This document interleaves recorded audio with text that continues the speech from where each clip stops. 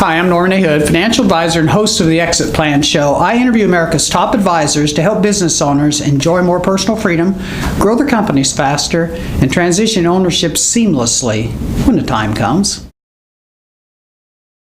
Today's guest is Lee Harkavy.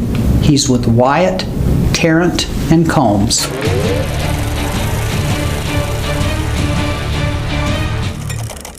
Welcome to the show. Thank you.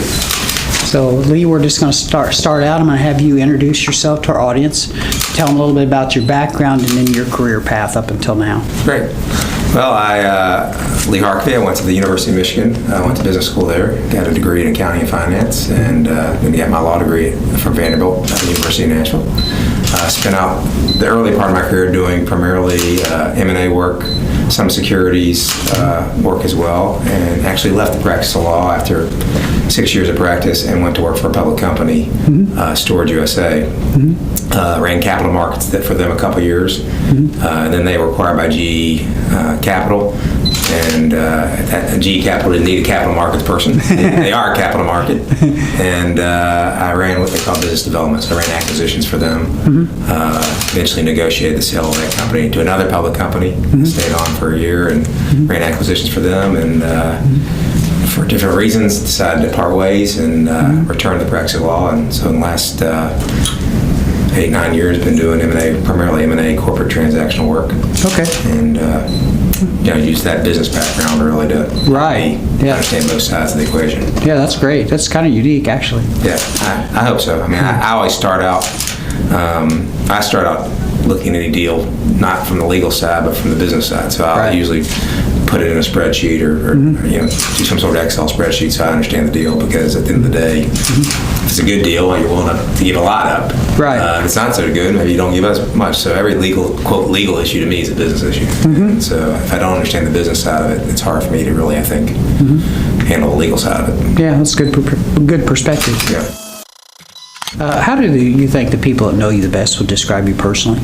I think that they just probably describe me as a problem solver, creative, at least in the work environment. Problem solving, creative, execution, get deals done, timely, responsive, and I think that business. I understand the business side of things. I'd like to think I don't quote over lawyer things, right? But get deals done and come up with creative solutions when there are problems that arise. Okay. As far as Wyatt, Tarrant Combs, can you describe all the services they offer? Sure. We're a Southeast regional firm. We've got offices in Memphis, Louisville, Lexington, Kentucky, Nashville, and Jackson, Mississippi. Okay. We're primarily corporate, commercial corporate clients, full range of services. We don't do divorce or domestic work and that stuff, but full range of corporate services, both litigation and transactional. And the unique thing I think in this area of the country, Memphis and the southern smaller countries, is I think that we are more so than the larger firms in New York and DC and Boston and Chicago and those places. We still have that sort of small town counselor role, I think, at least on the transactional side. So I'm not just a drafter of documents. I'm getting calls on a daily basis from clients saying, "Hey, this is what I've got going on. What do you think about this?"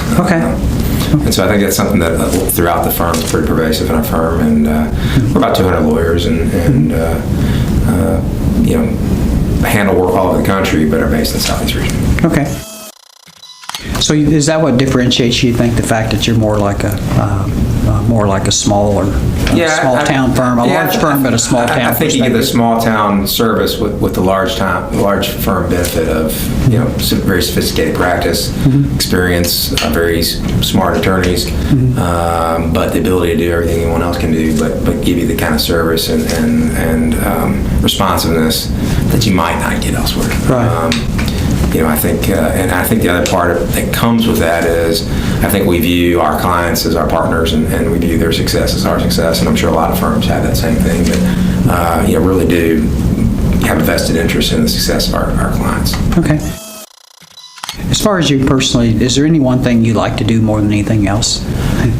I like being the counselor. I mean, I really like learning about businesses.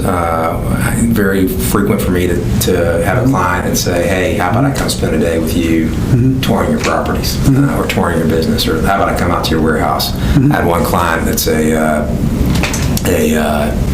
pharmaceutical manufacturing business in Puerto Rico. I went down to Puerto Rico. That's fun. And toured the plant. Really understood how the business worked. As I said before, for me, I've got to understand all aspects for me to feel like I'm doing the best I can do in serving my client. So that includes understanding their business model, and how their business works. It's not uncommon also that, given my background, have been on an executive team for business as well, that I kind of take some of the things and I think brainstorm, and maybe I say, hey, have you thought about this? It might have nothing to do with legal, right? But it's really that partnership. And so I really like learning about different industries, different businesses, getting to know my clients well, and becoming their partner. I mean, really talking to them and being involved in their growth. I mean, it's exciting, to have a client that, is growing and look back 5 years and say, I remember when they were there, and now they're growing up and going to college. True, very true. So it's a lot of fun. So where do you get your energy to do, I mean, you've been in M&A for a long time. That's a long run. Why did you choose the M&As, pardon me? Well, I went to law school. I